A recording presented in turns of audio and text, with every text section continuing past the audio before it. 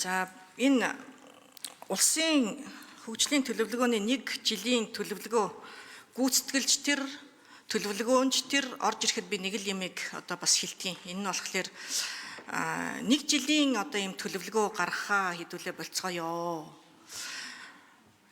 5 жилийн төлөвлөлт гэж байгаад тэгээ түүнийхээ дагуу тухайн жил бүрийнхээ төсвөө одоо тухайн жилийнх нь одоо төлөвлөгөө гэж үзээд явъя гэсэн ийм саналыг гаргаад байдаг. Ер нь улс орнууд манай улс ч гэсэн төлөвлөгөөний комисс 5 жилийн төлөвлөгөө гаргаад бусад улс орнууд ч 5 жилийн төлөвлөгөөгөө дагаал явдаг шүү дээ. Жил болгон төлөвлөгөөгөө өөрчлөөд идэг. Тэгээд тэр нь ердөөсөө төсөвтөөгөө ч уялддаггүй ийм одоо сонин орчинтой бид нар ингээл дандаа л цагаа дэмий өрсөн дандаа л ингээд нэг ердөөсөө л ингээд нэг л болж бүтэхгүй байгаа байхгүй. 25 оны жилийн төлөвлөгөөний биелэлтийг одоо манай аудитын газар бас гаргахад 4 тэргүүлэх чиглэлийн 6 шалгуур үзүүлэлтийн дундаж үнэлгээ 20.9% гэж байгаа байхгүй. Тэгэхээр харахгүй шүү дээ.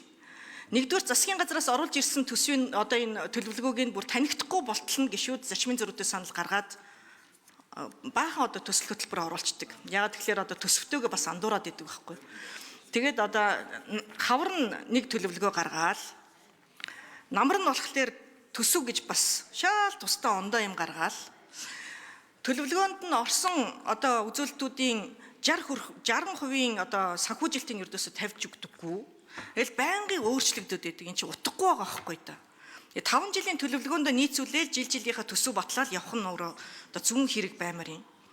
Тэгээ одоо энэ төлөвлөгөөгийн та бүхэнд ингээд бүр ингээд уншихлаа бас хөрхөө инээдтэй. Хэвээ уучлаарай. Агаарын тээврийн зорчигчийн дагалдах ачаанд тавих гайлын хяналтыг сайжруулна гэж байгаа байхгүй юу? Яах гэж юм? Гартиш чалах гэж юм уу тэгэхээр?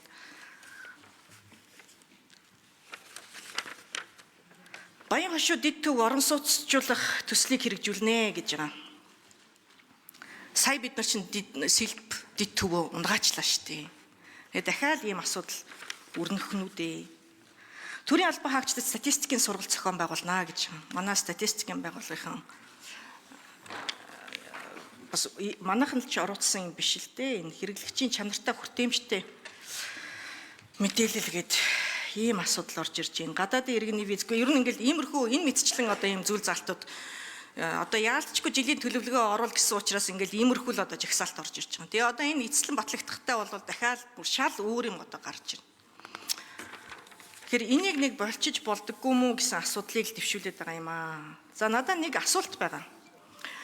Энэ төрийн албан хаагчийн албан тушаалын цалингийн зөрүүг арилгах, цалин үлдсэний бүтцийг оновчтой болгох, төрийн албаны бүтцийг шинчлэх гэсэн ийм одоо үг өгүүлбэрийн ард яг юу нуугдаж байна вэ гэдгийг нэг бас хэлээд өгөөч гэсэн ийм л одоо асуулт нь бол тэр санал нь бол одоо 1 жилийн төлөвлөгөө гэж өөрсдөө хуурхаа болж одоо энэ ийм олон төрийн албан хаагчдын одоо цаг завыг бас үрхээ болж жинхэнэ хийх ёстой ажлыг одоо бас хийлгмээр байгаа байхгүй юу. Бям цаг дарга та яг энэ хөгжлийн бодлого төлөвлөлтийн тухай хуулийг бол одоо бас санаачилж батлуулж исэн шүү дээ. Тэгээд үгүй яалтчгүй бид нар ингээд нөгөө дорой хий эргээд байгаа байхгүй юу. 5 жилийн төлөвлөгөө тэгээд түүнийгээ дагсан жилийн одоо төсөвлөлт. Тэгэхгүй бол ингээд нэг жилийн төлөвлөгөө нь ч юу юм, жилийн төсөв нь ч юу юм өөрсдөө ч ойлгохгүй байнга өөрчлөгдөд идэг. Ийм асуудал байгаа. Төрийн албатай холбоотой асуултанд хариулт авъя. За ариун зээг гишүүний бас ярьж байгаа асуудал дээр тайлбар өгч гэж бодож байна. Ер нь хаана байгаагаа мэдээд хаа хүрэхээ олж хараад түүндээ хэрхэн яаж хүрэхээ томьёолохгүй бол хизээч хүрэх зорилгодоо хүрэхгүй. Дэлхийн бүх улс орнууд төлөвлөдөг, төлөвлөснийхаа дагуу төсвөлдөг, төлөвлөгөөнтэйгээ уялдуулж төсвөө хийдэг. Бид нар 90 он хүртэл төлөвлөж явдаг байсан сая та хэлж чинь 5 жилээр төлөвлөө жилээр нь тодтогоод 90 оноос хойш 2020 он хүртэл үндсэндээ бол 30 жил ямар нэгэн төлөвлөгөөгөө явж ирсэн. Төлөвлөгөө байхгүй болохоор бодлогогүй төлөвлөлтгүй болохоор төсвийг дураараа зарцуулдаг ийм замбрааг болцсон. Гарч ирсэн нам болгон томилогдсон ерөнхий сайд болгон өөр өөрсдийн бодлогоо хэрэгжүүлнэ гэд тал руугаа ингээд татаж шангаадаг юм болцсон байсныг 2019 онд үндсэн хуулийн нэмэлт өөрчлөлтөөр Монгол улсын хөгжлийн бодлого урт дунд богино хугацааных байна. Хөгжлийн бодлого төлөвлөлт тогтвортой байна. Тогтвортой байхын тулд урт тунд богино хугацааны бодлогууд нь харилцсан уялдаатай байх.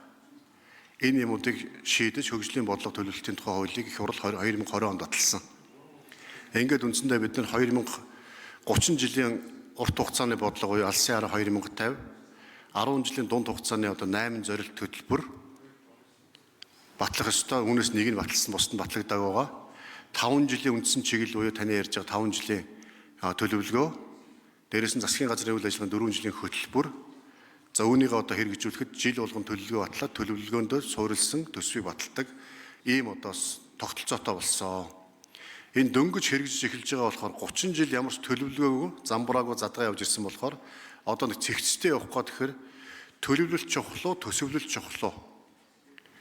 Альва нөөцөө тэгж тодорхойлоод төсвийн хүрээний мэдээлэлээр энэ нөөцөө хэрхэн яаж юунд зарцуулах вэ гэдэг төлөвлөөд төлөвснийгээ буцаага төсвөөрөө хуваарлаад ингээд явах юм бол бүх асуудал чинь цэгцтэй, төрийн бодлого чинь тогтвортой, тодорхой, харилцсан уялдаатай холбоотой явах юм аа. Ийм л агуулгаар хийсэн бол төлөвлөлөөс урчих юм бол төлөвлөгөөнөөрөө суйрлаад төсвөө баталж чаддаг болчих юм бол энэ хамгийн зөв алхам. Нэг хянаж чадахгүй бол хэмжиж чадахгүй бол хянаж чадахгүй, хянаж чадахгүй бол удирдах чадахгүй гэж. Төлөвлөлт бол ерөөсөө хянах, хэмжих, удирдахын хамгийн суурь. Тийм учраас ийм болсон гэдгийг бас хэлье. Ингээд эдийн засгийн хөгжлийн сайд энх хоёр сайд хариулъя. За энэ үндсэн хуулийн зарчим, үндсэн хуулинд орсон өөрчлөлт, үндсэн хуулийг бид нар биелүүлж хэрэгжүүлэх учиртай. Тэгээд бид нар сая 25 оны жилийн эцээр 26-аас 30 онд Монгол улс нийгмийн эдийн хөгжүүлэх 5 жилийн хөтөлбөрөөр баталсан. Энэ хөтөлбөрийг энэ 5 жил улс төрийн бүх намууд хэрэгжүүлэхийн төлөө ажиллана.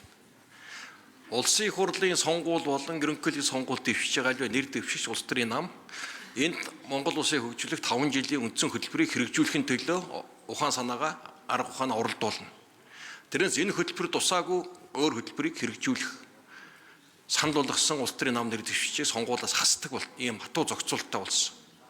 Энэ юу вэ гэвэл төрийн бодлого урт хугацаанд доктортой улс төрөөс ангид улс төрчгүйгээр хэрэгжих ийм гол суурийг хангаж байгаа юм төрийн бодлого. Үндсэндээ өнгөрсөн 30 жилийн парламентын гашуун туршлага дээр ийм бодлого дээр улс төрийн намууд нээлж үндсэн хуулийн өөрчлөлт хийж ингээд шийдсэн зүйл шүү. Тэгэхээр гишүүд бас энэ дээр үг хэлэн дээр анхаармаар байна гэдгийг хэлхий хүсэж байна. За тэгээ байнгаараа салбарын яамдууд шууд өөрийнхөө асуудлаа гаргаад салбарууд ярина. Одоо төсвийн хүрээлээс ялгаатай бол төсвийн хүрээ бол бодлогын асуудлууд, макро эдийн засгийн сонгуульд үзүүлэлтээр. За хөгжлийн бодлого бол салбарууд. Салбар хийх асуудлаа босч ярина. За тэгэхээр асуултууд яг асуухтаа гишүүд тэр яамнаас тэр салбараас гэж тодорхойлж асуувал их сайн байна. Тодорхой. Авбакир сайд. За Авбакир сайд бас нэг арга хэмжээтэйгээ сая чөлөө авсан. Ерөнхий сайдтай хамт арга хэмжээнд орохгүй явсан, чөлөө авсан. Нийгмийн байгууллага хөдөлмөрийн яамнаас төлөөлөд хариулчихъя. 4 номерын микрофон. Ажлын хэсэг Алимаа Дарга. Ариун цай гишүүний асуултанд хариулъя. Гэрүүл хөдөлмөр нийгмийн хамгааллын яамны газрын дарга Алимаа хариулж байна. За 27 оны тухайд төрийн албан агштын цалин хүсний бүтэц тогтолцоотой холбоотой бас зарчмын өөрчлөлтүүдэд оруулах ийм зорилго тавьж ажиллаж байгаа. За одоогийн байдлаар салбарын 35% хуулиар төрийн албан агштын цалин хүс нийгмийн баталгааны асуудлыг бас харилцсан адилгүй ялгаатай байдлаар зохицуулдаг ийм нөхцөл байдал бол бас байгаа гэдгийг ариун цай сайд бас мэдж байгаа. За энэтэй холбоотойгоор адил албан тушаал ижил цалин хүс олгох энэ үндсэн цалин хүсний тогтолцоо бас алдагдах. За салбар хоорондын ажил хүчний шилжих хөдөлгөөн нэмэгдэх. За зарим салбарт цалин багтаа байж байгаа салбарт ажил хүчний дутагдлалд орох ийм сөрөг үр дагаврууд бас гараад байгаа маа. Энэтэй холбоотойгоор цалин хүснийхээ тогтолцоогоо сайжруулах, хууль эрхцэн орчны нэгдсэн цалингийн бодлогын түвшинд хүргэх. За тэгээд цалин хүс ангил зэрэглэлийн асуудлыг нэгтгэж авч үзье гэсэн ийм агуулгаар. За ариун цай гишүүн тодруулж асууя. Тийм намайг зөв ойлгороо. Би юу гэж хэлээд байна вэ гэхээр 1 жилийн төлөвлөгөө бол 1 жилийн төсөвтөөгөө огтос уялддаггүй. 1 жилийн төлөвлөгөө нь 5 жилийн төлөвлөгөө үйл ажиллагаа засгийн газрын үйл ажиллагааны хөтөлбөртөө уялддаггүй. 1 жилийн төлөвлөгөө нь дараагийн жилийн төлөвлөгөөтэйгөө уялддаггүй. Ийм асуудлыг хэдүүлээ засах хэрэгтэй байна гэдэг асуудлыг хэлж байгаа. За их баяр сайдын одоо хэлсэнчлэн улс төрийн намууд мөрийн хөтөлбөрөөр дэвшүүлэхдээ одоо хөгжлийн төлөвлөгөөнөөс бусад одоо энэ бодлогоос өөр одоо бодлого дэвшүүлж болохгүй гэж заадаг үнэн улсын их хурлын гишүүнээр орж ирчгээд төсөв хэлэлцэхэд за энэ хөгжлийн төлөвлөгөөг батлахад хамаагүй зүйл залтуудыг гормын санал гаргаад оруулдаг л байхгүй да. Тэгэхээр энийг хэдүүлээ одоо бас цэгцлэх хэрэгтэй байгаад байна. Цаг бүр үнэтэй байгаад байна. Бодлогын төлөвлөгөө маань 20% биелэлттэй байгаа бол эн чинь одоо буруу шүү дээ. Тийм биз дээ. Тэгэхээр энийг л засах хэрэгтэй байна гэж одоо хэлээд байгаа байхгүй да. Намайг зөв ойлгоорой би. Тий. Үндсэндээ хуулиа хэрэгжүүлээ зарчмаа бариад гэжсэн асуудал хэлж шүү дээ. Тэгэхгүй одоо гишүүд маань төлөвлөгөөд уялдаг болгодог гишүүд маань өөрсдөө хийчихэд байна гэдгийг анхаарах хэрэгтэй гэсэн санал хэлж байна гэж ойлголоо. Гишүүд анхаарал таавь.